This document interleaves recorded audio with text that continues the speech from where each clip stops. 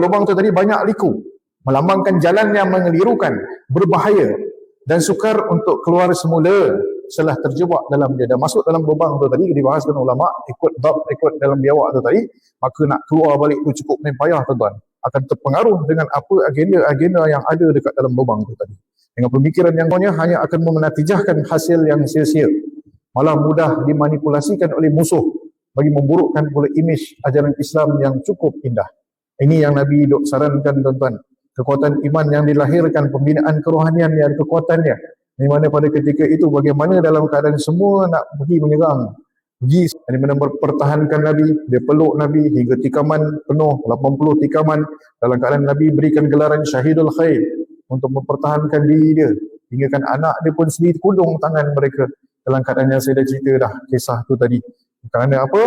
Berkat daripada didikan baginda Nabi sallallahu alaihi wasallam.